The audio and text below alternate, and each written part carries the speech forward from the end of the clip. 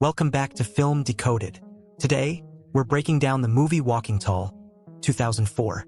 The story begins with Chris Vaughn, a former Special Forces soldier, returning to his hometown of Kitsap County, Washington. On his way home, he notices that the old lumber mill, which once provided jobs for most of the town, has been shut down. While reading the closure notice, he's approached by the local sheriff, Stan Watkins. Recognizing Chris as a decorated Special Forces veteran, the sheriff offers him a ride home.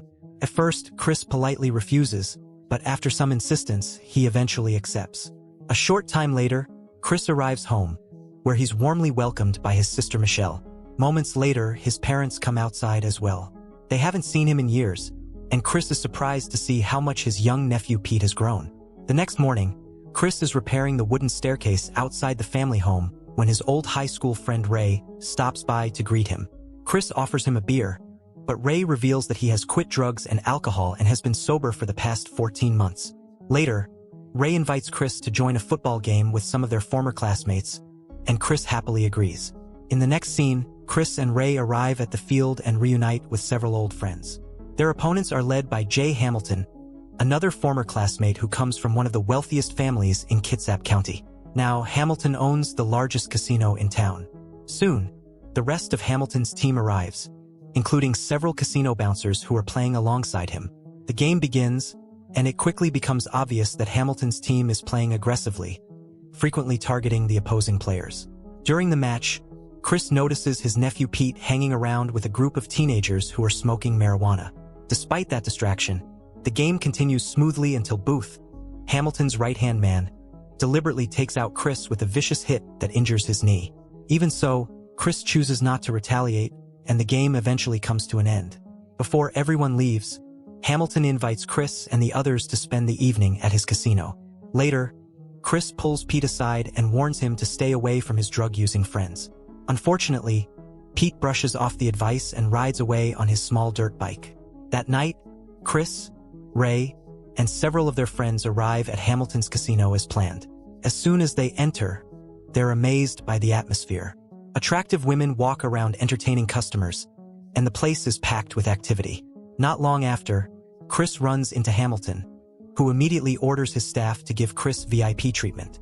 Without wasting any time, they escort Chris to one of the casino's private dance booths.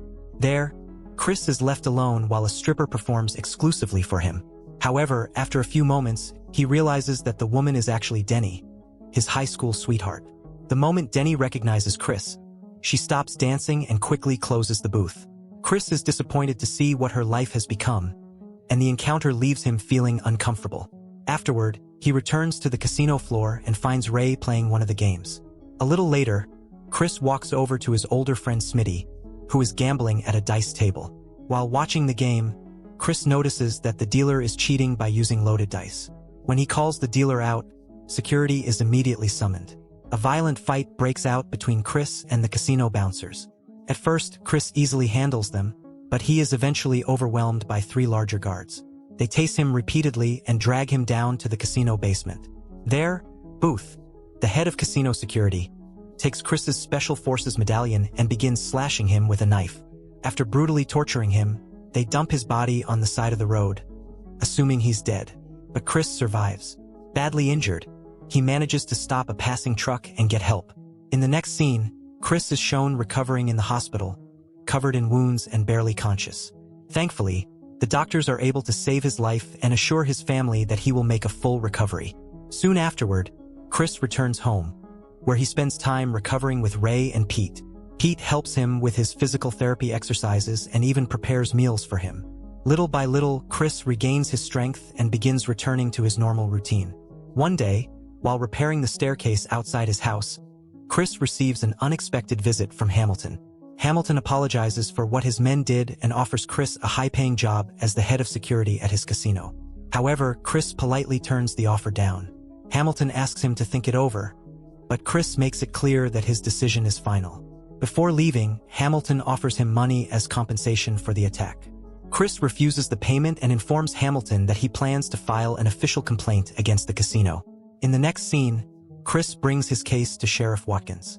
To his surprise, Watkins tells him that the incident has already been investigated and that there isn't enough evidence to prosecute Hamilton's security guards or shut down the casino. Instead of taking Chris's report, the sheriff explains that ever since the lumber mill closed, the casino has become the town's primary source of income. As a result, neither the casino nor its owner can realistically be touched. Frustrated and angry, Chris leaves the station. Before walking away, he promises Sheriff Watkins that he's going to expose the illegal activities taking place inside the casino.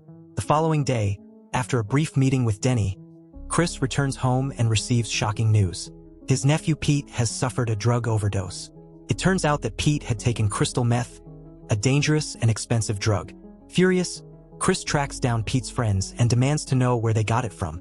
The boys reveal that the casino's security guards have been secretly supplying the drugs and selling them throughout the entire town. Furious, Chris storms back home and grabs his old shotgun. Even though his father tries to stop him, Chris jumps into his truck and heads straight for the casino. In the next scene, Chris arrives at the casino. However, instead of using the shotgun, he manages to control his anger. He leaves the weapon behind and walks inside carrying nothing but a thick wooden beam. Without hesitation, he begins smashing slot machines and destroying everything in sight. Within moments, Hamilton's security guards rush in to stop him. Chris fights them off using the wooden beam, breaking arms and legs as he tears through the casino's security team. He even gets his hands on Booth, beats him badly, and takes back the Special Forces medallion that had been stolen from him. Before leaving, Chris hurls the wooden beam through a massive mirrored window and spots Hamilton watching the destruction from a safe distance. Unfortunately, as he attempts to drive away, police vehicles quickly surround him. Chris is arrested by Sheriff Watkins for assault, property damage, and destroying the casino. In the following scene, Chris sits at the police station with a lawyer, preparing for his court hearing. When the trial begins, Hamilton presents several witnesses from the casino. One after another, they testify against Chris, claiming that he lost control and became violent despite being a highly trained military veteran. As the accusations pile up, Chris notices that his own lawyer remains strangely silent.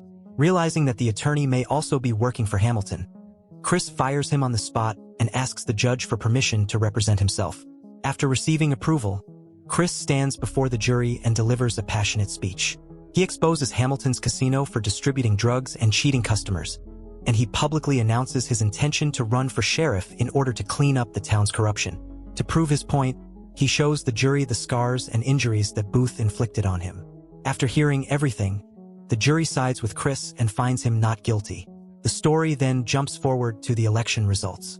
Chris has won. He is now the new sheriff of Kitsap County. On his very first day in office, Watkins approaches him and recommends that he keep the current deputies because they are supposedly trustworthy. However, Chris knows exactly how corrupt they are.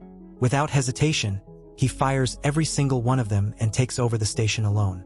Later, Chris spots Hamilton driving through town in his Porsche with his girlfriend.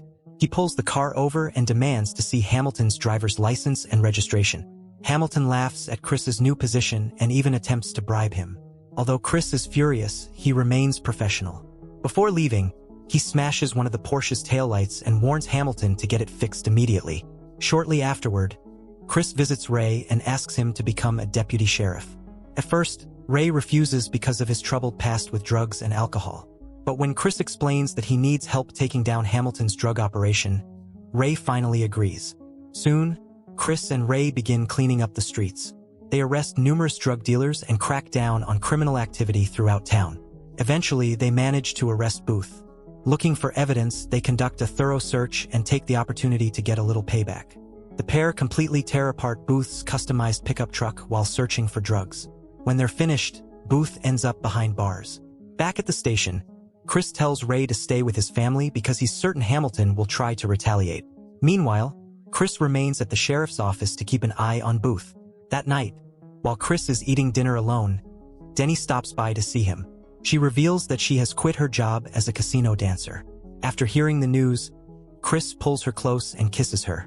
The two spend the night together at the station. The following morning, Hamilton discovers that Booth has disappeared.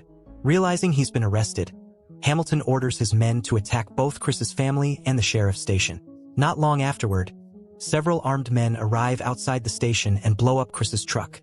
Then they open fire with automatic weapons. To Chris's surprise, The attackers are led by none other than Watkins and the deputies he fired. At first, Booth is relieved to see them, but once he realizes he's trapped in a jail cell during a gunfight, panic sets in. Desperate, he begs Chris to release him. Chris uses the opportunity to pressure Booth into revealing the location of Hamilton's drug operation. Having no other choice, Booth finally talks. He reveals that the drugs are being manufactured inside the old timber mill. Unfortunately, before Chris can release him, Booth is struck by multiple bullets and killed. With Denny's help, Chris manages to eliminate all of the attackers, including Watkins himself. After the battle, Chris rushes home. There, he finds that Ray and his father have successfully defended the family from Hamilton's men. Once he confirms that everyone is safe, Chris heads straight for the old timber mill. Inside, he discovers a massive methamphetamine laboratory. Waiting for him is Hamilton. Hamilton immediately tries to kill Chris by dropping him through a trapdoor connected to the mill's machinery. But Chris grabs Hamilton and drags him down as well. The two crash into a large chute and continue their brutal fight. Chris's injured leg leaves him at a disadvantage, forcing him to retreat into the nearby forest. Hamilton chases after him while wielding an axe. Just before Hamilton can strike, Chris painfully resets his dislocated leg and arms himself with a heavy tree branch. Despite his injuries, Chris ultimately gains the upper hand. After an intense battle, he defeats Hamilton once and for all. With the fight over, Chris arrests Hamilton and sends him to prison. The movie concludes with the illegal casino being shut down permanently. At the same time, the old timber mill is reopened, bringing jobs and hope back to the people of the town. And that's the end of the movie. I hope you enjoyed this recap. If you did, make sure to subscribe for more movie breakdowns and hit the like button to support the channel. Also, leave a comment below telling us which movie you'd like to see next. Thanks for watching, and I'll see you in the next recap.